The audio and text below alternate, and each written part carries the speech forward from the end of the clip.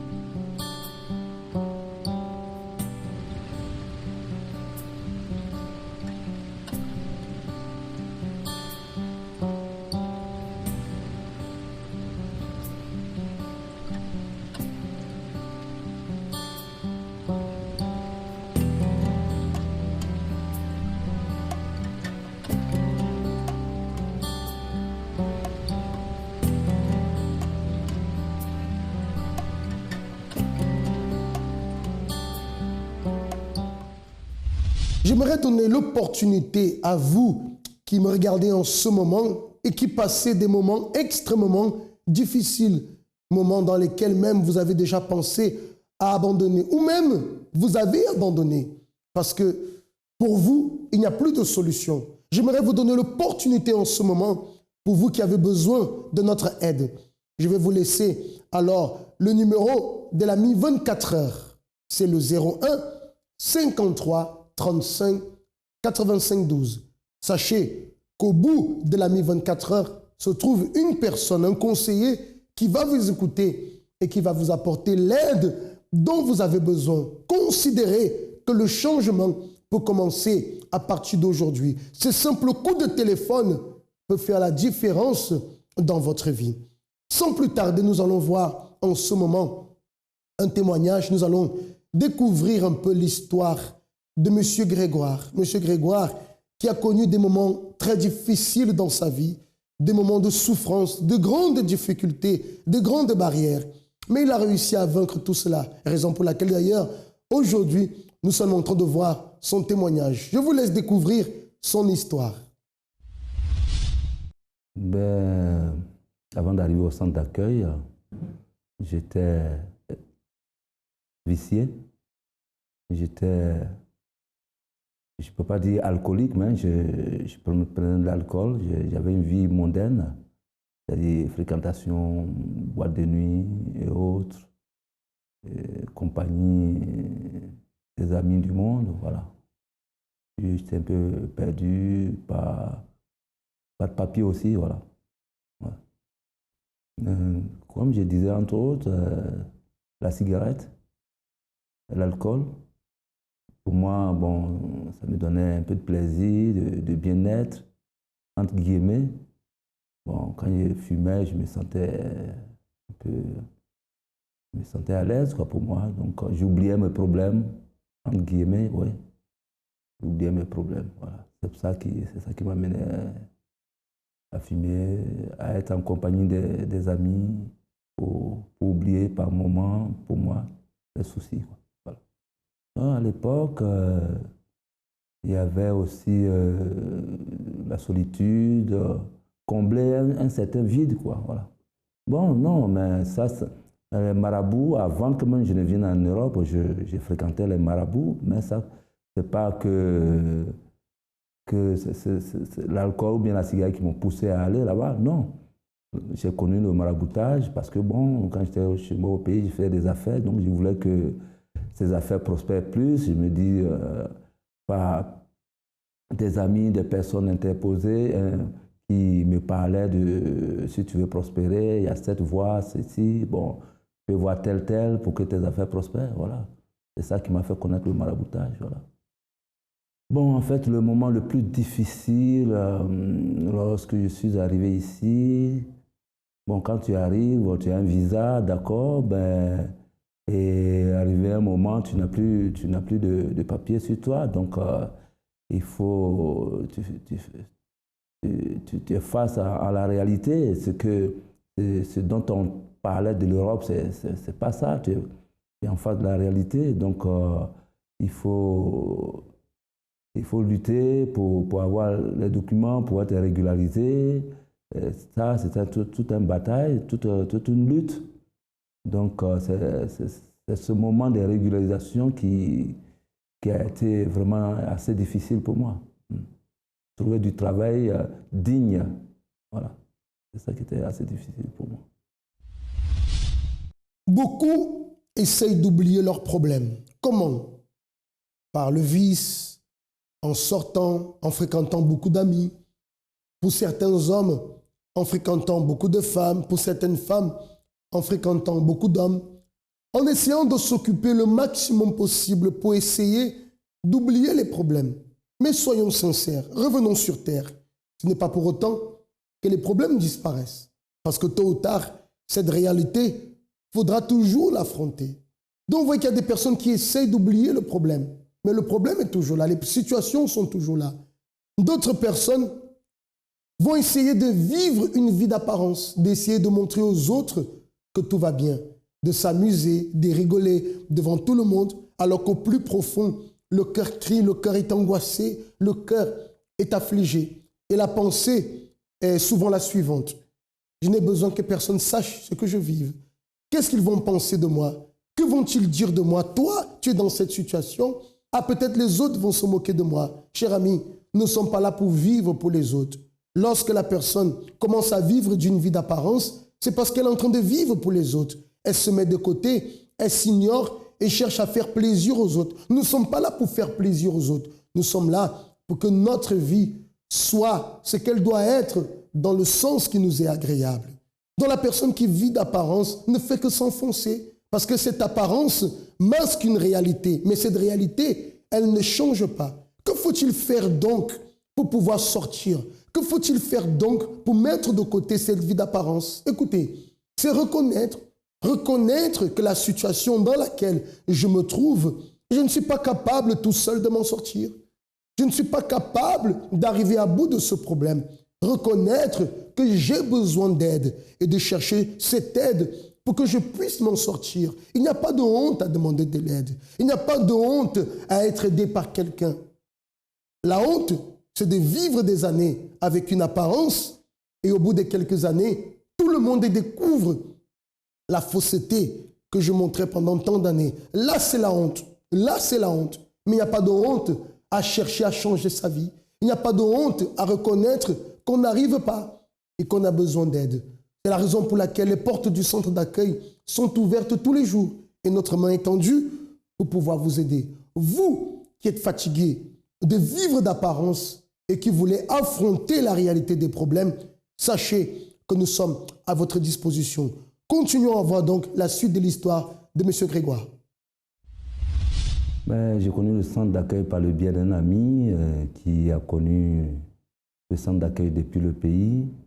Et connaissant la vie que je menais, m'a dit que pour m'en sortir, il n'y avait que le centre d'accueil qui a changé sa vie, et qui pouvait changer aussi la mienne.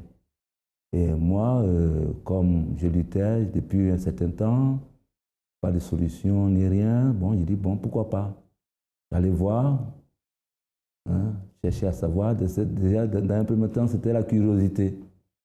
Donc, je l'ai suivi, bon, je suis venu, de réunion en réunion. Surtout, déjà, à la base même, il y avait d'autres fréquentations avant de connaître le centre d'accueil, des lieux dits religieux traditionnels, je fréquentais, mais c'était complètement différent. Donc, il y avait cet esprit-là qui m'a frappé, l'esprit de révolte. Quand on vit une situation, n'est pas accepter cette situation dans laquelle on vit. C'est comme si on est sous la dépendance, on est sous la domination de ce problème qu'on vit. Donc, l'esprit de se révolter, sortir de la situation qu'on vit. Donc, comme j'avais plusieurs choses à me libérer, donc je me suis accroché pour savoir véritablement, pour pouvoir m'en sortir. Bon, dans un premier temps, c'est la parole que j'écoutais, les messages. Et après, il y avait tout le temps des défis, des propos, chaînes de prière surtout, les chaînes de prière pour ma délivrance. Et aussi, sont venues plusieurs campagnes, de campagne en campagne. Hein, je me suis en sorti, voilà, campagne en campagne. J'ai fait des chaînes de prière, j'ai fait des défis, j'ai fait des propos. Campagne d'Israël, il fut un moment, j'ai fait plusieurs campagnes, hein, mais il y a une campagne qui m'a vraiment fortement frappé, c'est la campagne de Gédéon. Gédéon, il disait que Dieu est avec nous. Alors Gédéon disait que si Dieu est avec moi, pourquoi cette situation-là? Donc ça m'a vraiment révolté. Et quand j'ai fait cette campagne-là, ça a vraiment bousculé, changé le cours de ma vie. C'est-à-dire, bon, déjà j'étais déjà délivré, hein, mais sur le plan même de mon intérieur, hein, de mon intérieur surtout, abandonner tout ce que je faisais, avoir une nouvelle vie comparativement à la vie que je menais, chercher véritablement la présence de Dieu, hein, avoir une expérience avec Dieu. Hein. C'est cette campagne-là qui a changé le cours de ma vie. Et ensuite, les autres campagnes sont venues, les campagnes comparativement à ma vie financière, à ma vie socio-professionnelle, à ma vie sentimentale. Hein. Peu à peu, les autres sont venus, ont changé ces divers domaines de ma vie. Voilà. Mais dans un premier temps, j'ai fait une campagne pour changer mon intérieur. Parce que vie financière, comme je disais tout d'emblée, que la parole me donnait beaucoup toujours à réfléchir. Et que lorsque j'ai dans la parole de Dieu, que Dieu a promis la vie en abondance, hein, alors c'est cette vie en abondance. Quand je regarde ma vie, c'est une vie de misère, glorifie pas Dieu. Donc je me suis révolté pour que cette situation change. Par rapport à la campagne de la vie sentimentale, j'ai fait une campagne pour que Dieu me prépare une personne. J'ai eu plusieurs expériences dans la vie sentimentale qui n'ont pas abouti. Et j'ai changé finalement comment orienter, comment pouvoir attirer l'attention de Dieu. J'ai demandé à Dieu de me préparer une personne. J'ai essayé par mes propres forces, je n'ai pas pu, mais il la prépare et que lorsque ce sera ce jour-là, il faudrait que je n'aurai même pas à faire d'efforts. Donc c'est comme ça que j'ai orienté ma campagne. Effectivement, quand j'ai fait, après la campagne, je ne me suis pas préoccupé, je n'étais pas stressé, j'ai laissé le temps de Dieu véritablement se faire. Et c'est après, mois plus tard, que j'ai rencontré la personne, effectivement, que Dieu m'avait préparée.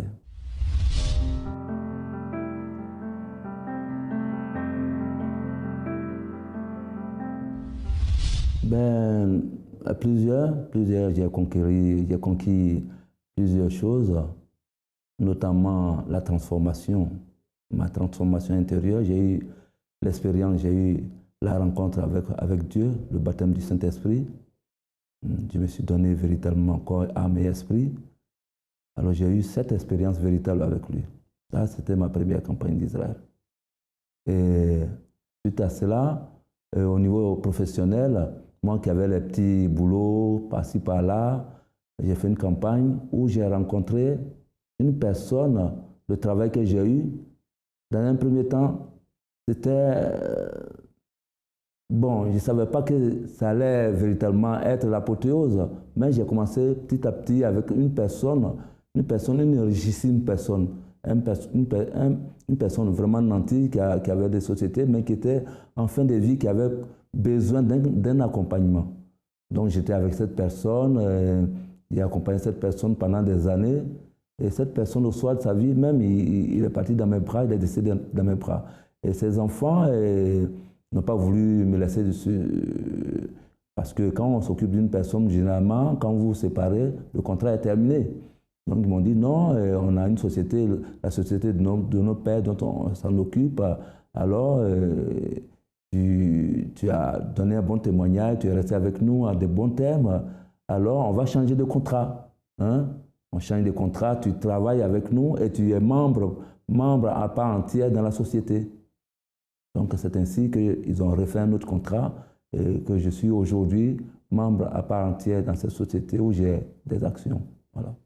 Bon, ma vie financière, moi aujourd'hui, je suis en train d'avoir une autre vision, hormis ce dont je vous ai parlé, mais avoir une autre autonomie, une entreprise que, bon, suite à mon récent mariage, mon mariage que je viens de faire, une autre vision pour pouvoir créer une entreprise de conseil avec mon épouse pour on ait cette indépendance, cette autonomie, cette entreprise que nous sommes en train de mettre en place.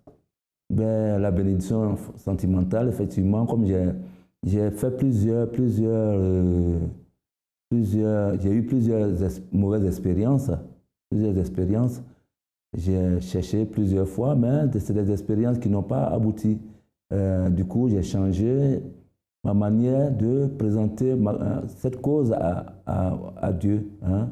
Donc, j'ai fait une récente campagne d'Israël que j'ai demandé à Dieu de véritablement me préparer une personne qui sera à mes côtés, comme Dieu a préparé l'épouse d'Adam, hein, de me préparer une personne qui sera dans la même foi que moi, servir Dieu comme moi.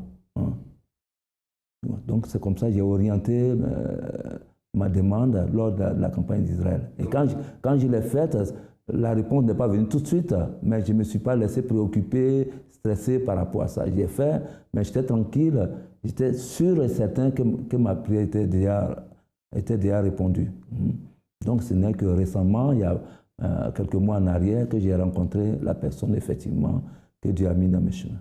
Et je me suis marié il y a un mois de cela. Aujourd'hui, je suis heureux, réalisé, vie financière bien, une bonne famille, et puis surtout heureux avec la paix de Dieu. Le centre d'accueil, pour moi, le centre d'accueil m'a permis de rencontrer Dieu, de connaître Dieu. M'a permis de connaître qui est véritablement Dieu. Et aussi le centre d'accueil, c'est le lieu où on cultive, où on apprend à agir sa foi. Par le passé, la foi c'était vague, mais la véritable foi, c'est au centre d'accueil que j'ai connu ça. Dans une lutte contre les problèmes, nous avons besoin d'être bien armés. Bien armés. Tout à l'heure, nous avons parlé des révoltes, la révolte qui nous pousse contre les problèmes. Mais nous avons besoin de persévérance, nous avons besoin de force, parce que beaucoup se sont lancés contre les problèmes et malheureusement ont abandonné la lutte, n'ont pas persévéré. D'autres persévèrent et voient bien qu'avec leur propre force, les choses ne changeront pas. C'est là où rentre alors l'action de la foi. C'est là où rentre le pouvoir de Dieu. Lorsque nous vous invitons à faire une alliance avec Dieu, à vous allier à Dieu, nous ne sommes pas en train de vous parler de religion, mais nous sommes en train de vous conduire à vous associer à celui qui a le pouvoir, quelle que soit la situation, de vous donner les conditions de vaincre, de vous donner la bonne direction, de vous donner la force, de vous donner les conditions. Même lorsque tout le monde croira que votre cas est un cas perdu, il y aura au plus profond de vous la certitude de la réponse, la certitude que Dieu opérera, la certitude que Dieu est avec vous et que d'une manière ou d'une autre, il accomplira sa promesse et vous sortirez de cette situation. Comme vous avez pu voir le cas de M. Grégoire, qui a une vie totalement transformée, intérieurement changée, à ses papiers, s'est marié, enfin, une vie totalement rétablie, parce qu'il a cru, bien sûr que croire, ce n'est pas simplement venir et dire « je crois », mais le croire exige de chacun de nous des attitudes concrètes, la persévérance, la détermination, la confiance en Dieu qui peut toutes choses. Regardez-moi, si vous pouvez résoudre votre problème par vous-même, je vous dirais faites-le. Si vous avez la condition vous-même de résoudre votre vie, faites-le. Mais si vous dites, Isaac, j'ai déjà essayé plusieurs moyens, j'ai déjà frappé à plusieurs portes, j'ai déjà tout fait ce qu'on peut imaginer dans ce monde pour changer ma vie, je n'ai pas réussi. Alors, cher ami, je vous dis, il y a un chemin, c'est de chercher l'aide de Dieu. Je ne vous parle pas de religion, je ne vous parle pas d'une église, je vous parle de chercher de l'aide de Dieu. Bien sûr, le centre d'accueil est ouvert pour vous aider. Ce n'est pas pour vous donner une religion ou pour vous donner une église. C'est pour vous donner le chemin qui va vous permettre de résoudre cette situation. Et ce chemin s'appelle la foi intelligente, la foi qui produit des grands résultats. Vous n'avez pas réfléchi aux conséquences. Pour cette raison, vous êtes ici, emprisonné à cause des choses dont vous pensiez qu'elles vous rendraient heureux, à cause d'addictions nocives, des relations perdues et des finances détruites. Votre pensée se retrouve prisonnière de vos échecs et de vos frustrations. Sachez que si vous désirez changer votre situation, le centre d'accueil a ses portes ouvertes tous les jours pour vous.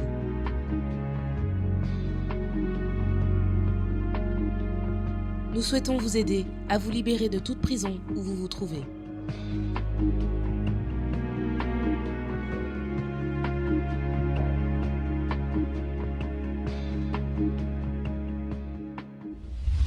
Pour tous ceux qui désirent notre aide, l'AMI 24 heures est à votre disposition. Je vous laisse le numéro, c'est le 01 53 35 85 12. En ce moment précis, si vous le désirez, vous n'avez pas besoin d'attendre. Vous avez reçu déjà le numéro. En ce moment même, si vous voulez de l'aide, vous pouvez téléphoner. L'un de nos conseillers vous répondra et vous donnera déjà les premières directives. J'ai la certitude, ça va vous aider. Sans plus tarder, on va poursuivre avec le témoignage de Francisco. Soyez attentifs. Comment vous vous appelez? Francisco. Francisco. Oui. Ça fait combien de temps que vous êtes au centre d'accueil de l'Église universelle? Exactement 2 ans et 6 mois, 2 ans et demi. 2 ans et demi. Oui. Quelle expérience ou comment était votre vie avant que vous soyez arrivé? Ma vie, disons, était sans direction, c'est-à-dire je vivais dans le monde, j'étais vicié dans la pornographie, j'avais une dette de 10 000 euros parce que j'avais commis des magouilles et disons que j'ai été interdit bancaire et je devais 10 000 euros à la Banque de France. On parlait d'une façon d'avoir de l'argent facile, je disais directement oui. Mm-hmm. Donc, et à travers ces propositions-là, vous êtes arrivé au centre d'accueil avec une vie complètement... Totalement par terre, sans direction. Je suis arrivé donc avec ce vice qui était vraiment horrible, auquel j'étais esclave depuis de nombreuses années. Mm-hmm. C'était un vice, je voulais m'en détacher, mais je n'y arrivais pas. Je savais que ce n'était pas correct, mais... J'ai arrêté 2-3 jours et je retombais dedans, même si j'avais des copines, etc. Mais j'étais accroché à ça. Donc, je suis arrivé comme ça. J'ai entendu des témoignages, on parlait de la campagne d'Israël. Bon, au début, je ne comprenais pas ce que c'était. Je pensais même qu'il fallait aller en Israël. Je pensais que c'était... Enfin, je ne comprenais pas du tout. Mais j'étais pressé d'y participer parce que j'avais une vie complètement par terre et je voulais avoir une solution. Et en entendant parler de la campagne d'Israël, j'ai compris déjà ce que c'était vraiment la manifestation de la foi et et ça correspondait avec la parole. Et donc, j'étais pressé d'y participer. Donc, au mois de juin, il y a eu la campagne d'Israël. J'ai participé. J'ai compris que lorsqu'on a la foi, on ne doit pas douter, on doit avoir confiance en Dieu. La seule manière de manifester sa confiance en Dieu, de manifester sa foi, c'était de tout remettre entre les mains de Dieu. Du coup, j'ai tout sacrifié sur l'autel. Et à partir de là, quelques temps après, ça faisait plusieurs années, depuis que j'avais fait les magouilles, etc., que je n'avais pas mis le pied à la banque, parce que j'étais interdit bancaire. Et j'avais peur d'aller à la banque. Je me disais, si je vais à la banque, ils vont m'arrêter, ils vont mettre... Ça sera l'occasion de m'arrêter. Donc là, après la campagne d'Israël, je suis allé à la banque et je suis arrivé pour demander l'état de mon compte. Sachant que j'étais interdit bancaire, lorsque j'avais fait ces magouilles-là, j'avais reçu plein de lettres de la Banque de France, des huissiers de justice, toutes sortes de lettres avec des enveloppes, mais qui font vraiment peur, et des menaces de saisie, etc., etc. J'avais maigri d'ailleurs, c'était vraiment horrible. Et là, je suis parti à la banque pour connaître l'état de mon compte. Et ils m'ont dit, j'arrive, madame, je voudrais savoir l'état de mon compte. Ils m'ont dit, attendez 2 minutes. Ils sont allés voir. La dame, elle est revenue, elle m'a dit, c'est bon. J'ai dit, madame, c'est bon. Non, mais c'est bon, vous devez juste 40 €, mais c'est bon, vous pouvez les garder. Sachant que je devais 10 000 € à la Banque de France. Qui êtes-vous aujourd'hui? Aujourd'hui, je suis un homme. Je n'ai plus aucune dette. J'ai ma carte bleue, j'ai un compte. Aujourd'hui, Vicié? Vice, je n'ai plus aucun vice. Au niveau spirituel, vraiment, je suis rempli de l'Esprit de Dieu. J'ai plus ce vice-là, c'est terminé. J'ai vraiment le cœur pur, une bonne conscience, et j'avance vraiment en m'efforçant, en obéissant à la parole de Dieu, avec Dieu. Et j'ai mon permis, j'ai mon appartement, alors qu'avant j'étais chez les parents. Et tout s'est passé, ça c'était il y a 2 ans à la campagne d'Israël, il y a 2 ans, mais à la dernière campagne d'Israël, en 3 mois, j'ai eu le privilège d'avoir mon permis et d'avoir mon appartement. D'être indépendant. D'être indépendant, responsable, et là je suis en train de travailler pour ouvrir mon entreprise. Aujourd'hui, vous avez une vie digne. Vous avez récupéré votre dignité. Exactement. Ça vaut la peine, ça ne vaut pas la peine. Ça vaut totalement la peine. Qui vous a exaucé? C'est le Seigneur Jésus. Amen. Que Dieu vous bénisse. Félicitations, Francisco. Francisco aussi est témoin que lorsque nous confions en Dieu, lorsque nous croyons, les choses peuvent changer. Il a pu voir aussi sa vie totalement restaurée. Et comme j'ai l'habitude de le dire, et pourquoi pas vous? Tout dépend de votre décision. Vous avez les témoignages qui sont là, qui sont la preuve que Dieu n'a pas changé, qu'il continue à se manifester dans la vie de ceux qui le cherchent, dans la vie de ceux qui lui font entièrement confiance. Raison pour laquelle les portes du centre d'accueil sont ouvertes tous les jours pour vous recevoir. Et pour savoir quel est le centre d'accueil le plus proche de chez vous, vous avez le numéro, l'ami 24 heures. Vous pouvez entrer en contact et vous aurez toutes les informations. Pour tous ceux qui sont sur Paris, le siège du centre d'accueil est situé au 254 rue du Faubourg Saint-Martin, dans le 10e à Paris. C'est métro Stalingrad, la ligne 5, ou alors Louis Blanc, la ligne 7. Et nous vous attendons. Demain même, nous serons ici pour prier en faveur de votre famille, en faveur de votre vie sentimentale, en faveur de votre mariage. Vous qui êtes concernés par ce domaine, dans tous les centres d'accueil, demain est consacré à la famille et à la vie sentimentale. Chers amis, je vous souhaite de passer une très bonne soirée. Ça a été un plaisir d'être avec vous. Je vous dis à très bientôt dans une autre émission de France en direct.